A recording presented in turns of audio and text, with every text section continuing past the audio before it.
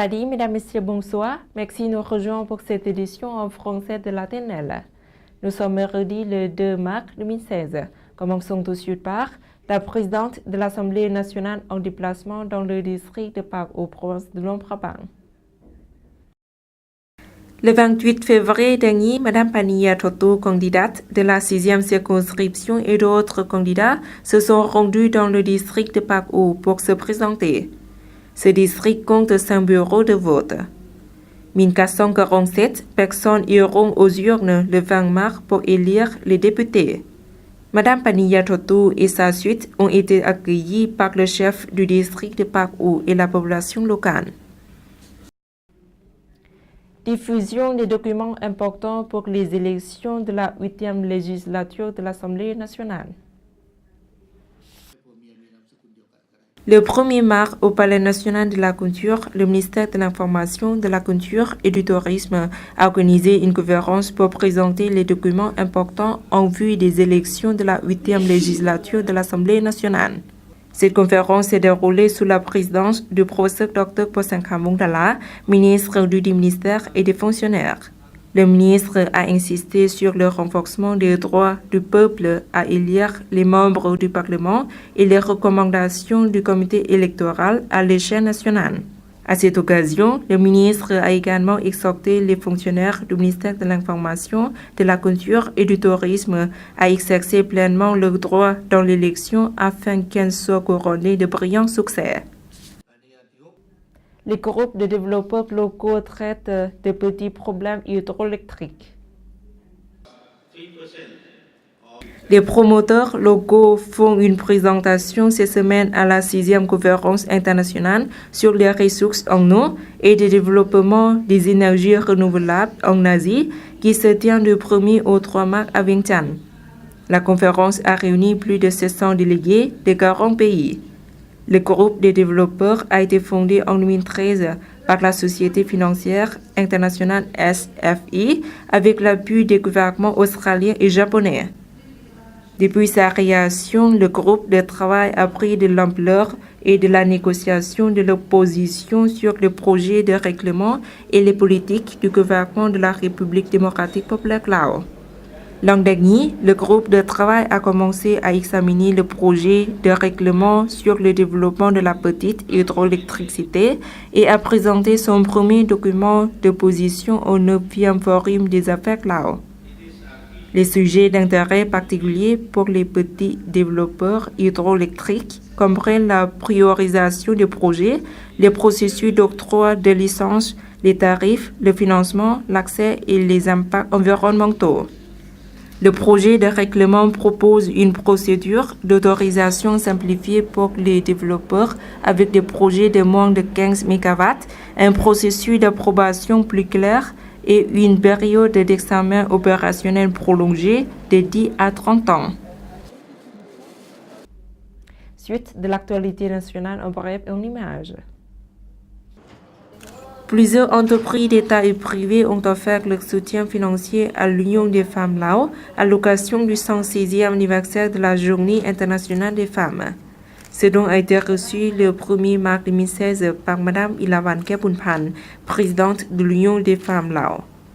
40 millions de kits proviennent de la société Unilever et plus de 20 millions de kits de la compagnie Thân Hin Boon Power et 600 bouteilles d'eau sont offertes par la société de publicité Matecni. Le 1er mars 2016 à Vientiane a eu lieu une rencontre entre les autorités de l'arrondissement de Saithani et de la ville chinoise de Hung Hue de la province de Yunnan.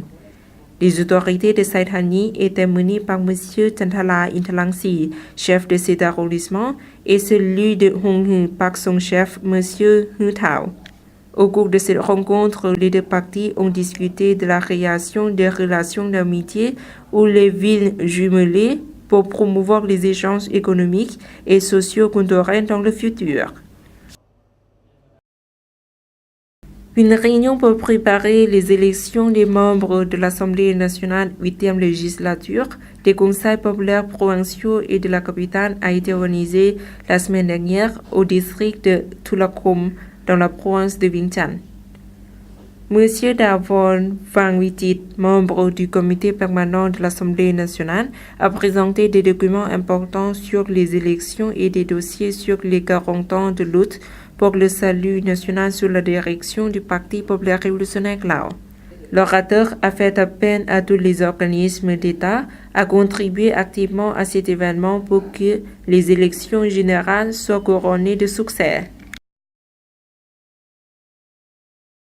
Une formation sur le traitement d'articles de reportage et sur l'utilisation de la technologie de la photographie, la radio, la télévision et la couverture des événements à l'intention des fonctionnaires du bureau du gouvernement et du bureau de la province de Kham Muan a été organisée le 2 mars 2016 au district de Nakhai.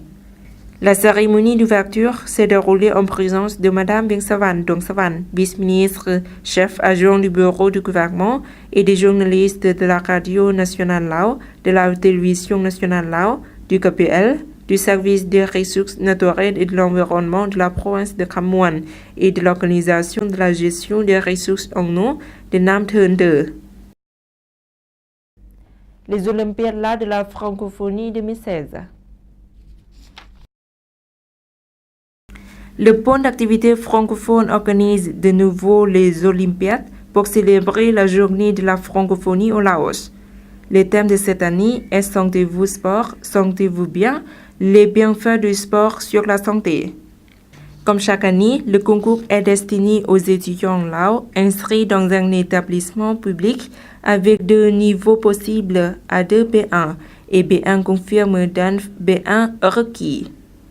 La première sélection aura lieu mardi le 9 mars sous forme d'un quiz et d'un essai à l'Omproban par Savanakhet et Vientiane. Les 8 finalistes de chaque catégorie participeront à la finale qui se passera samedi le 26 mars à l'Institut français à Vientiane sous forme d'un concours d'éloquence. Le vainqueur de la catégorie B1 confirmé gagnera un séjour de 8 jours en France. Et le lauréat de la catégorie A2B1, une tablette numérique. Date limite de participation lundi 7 mars.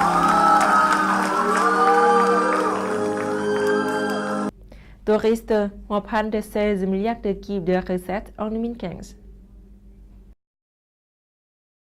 La province de Houaphanh, au nord-est du Laos, partage les 3 quarts de sa frontière avec le Vietnam. Ses principales attractions sont les grottes de Vieng Sai et le port archéologique de Hin Tang, qui abrite de curieuses pierres dressées d'origine préhistorique. En 2015, la province de Houaphanh a accueilli près de 4000 touristes, ce qui générait une recette de 16 milliards de kibs. La province de Houaphanh vise à devenir une nouvelle destination touristique dans les itinéraires proposés par les guides et agences de voyage. À cet effet, des mesures ont été prises pour promouvoir et développer les sites touristiques. Le service de l'information de la culture et du tourisme va lancer des campagnes promotionnelles visant à valoriser l'artisanat de la province qui pratique un grand nombre de ses habitants. Des panneaux publicitaires seront placés sur les routes des districts de Aide et de Samnur pour indiquer les sites de la région.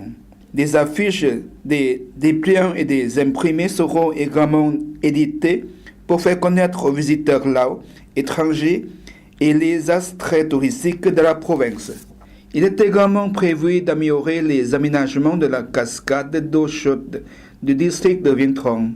La province compte actuellement 116 sites touristiques naturels, culturels et historiques, dont 35 officiellement classés par les autorités. Plus de 75% des éléphants du Laos vivant dans la province de Signapuri.